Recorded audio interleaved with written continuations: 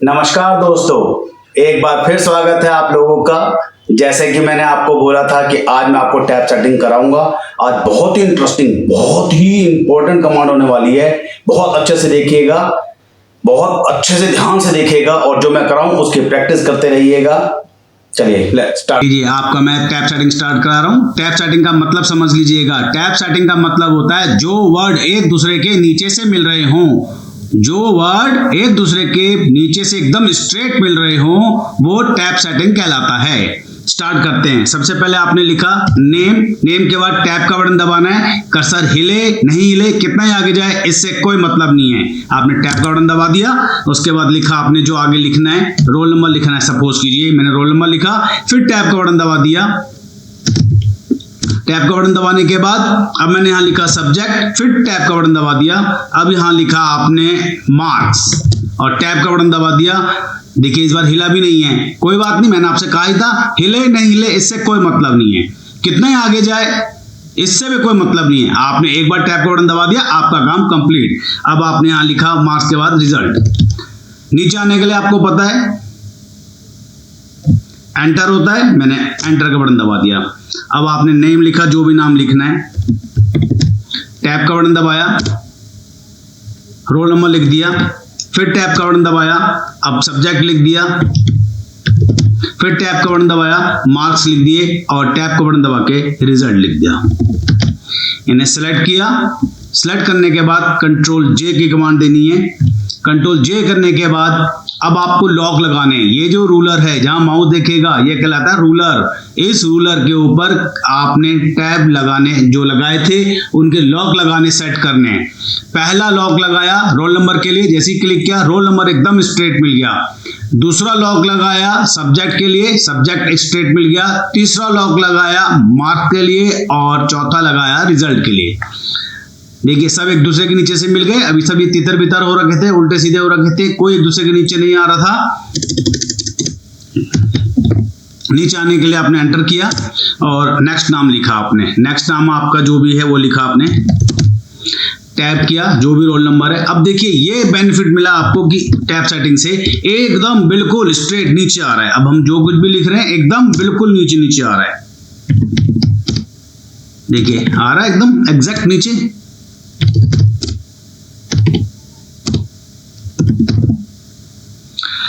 अगर इसमें हम बाद में आपसे ये कहें कि और भी कुछ ऐड करना है तो हम ऐड कर सकते हैं। जैसे आपसे मैंने कहा ये जो सब्जेक्ट लिखा है इस सब्जेक्ट के बाद इनका कोड लिख दीजिए। तो किसके बाद लिखना है? सब्जेक्ट के बाद। तो क्लिक करेंगे सब्जेक्ट पे और टैब का बटन दबाएंगे और लिख देंगे कोड। अब ये देखिए आप गौर से, ये जो मार्क्स के बाद रिजल्ट था नीचे आ गया, आने दीजिए कोई बात नहीं, इसी को सेट हम बाद में कर लेंगे। यहां आप लिखिए कोड। अब किसका लिखना है? इंग्लिश का। तो इंग्लिश पे क्लिक किया, टैब का बटन दबाया और कोड लिख दिया। फिर मैथ में गए, क्लिक किया और मैथ का भी कोड लिख दिया। ऐसे ही हिंदी पे क्लिक किया, हिंदी का भी कोड लिख दिया आपने।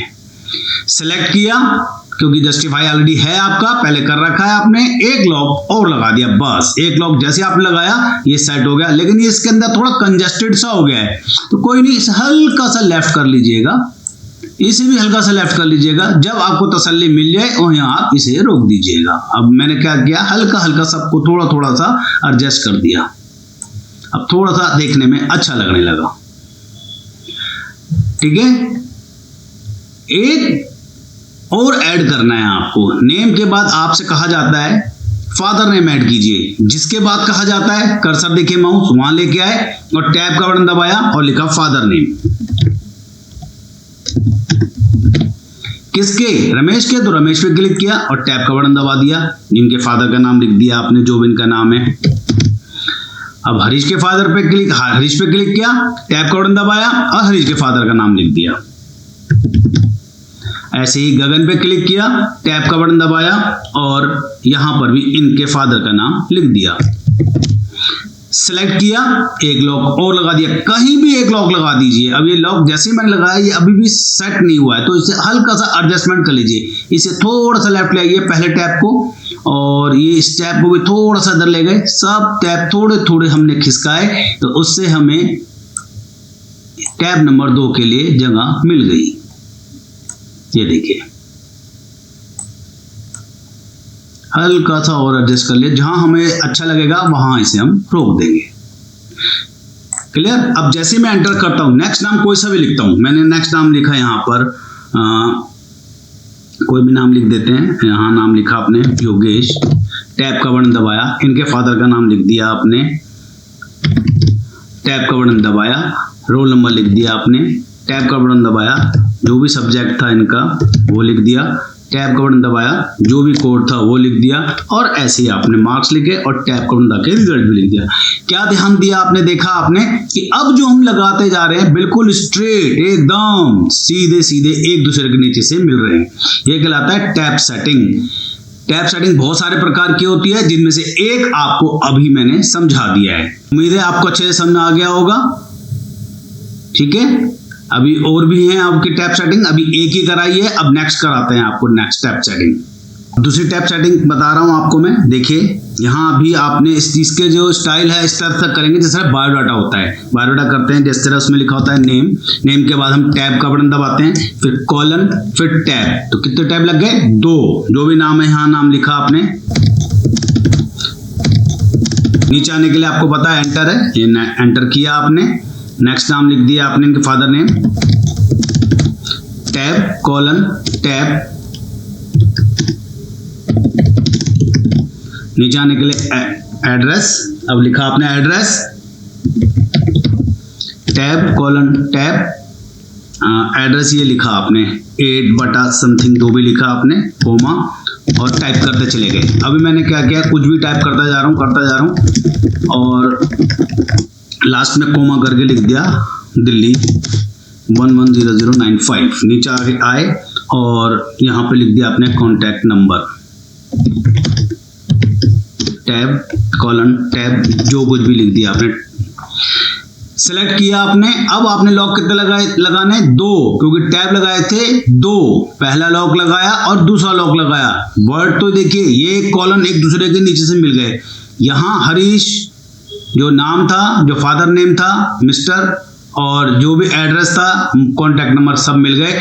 लेकिन ये देखिए ये जो मैं आपको माउस दिखा रहा हूं, ये एड्रेस था, यहां से आ गया एड्रेस के नीचे, ये आना चाहिए था एकदम स्ट्रेट। यहाँ माउस देखिए इसके नीचे आना चाहिए था बिल्कुल स्ट्रेट। तो इसके लिए आपने क्या किया, इसे बोलते हैं इंडेंट। माउस देखिएगा अच्छे से, ये इसे बोलते हैं इंडेंट। दिख रहा है आपको, लिखा हुआ है लेफ्ट इंडेंट।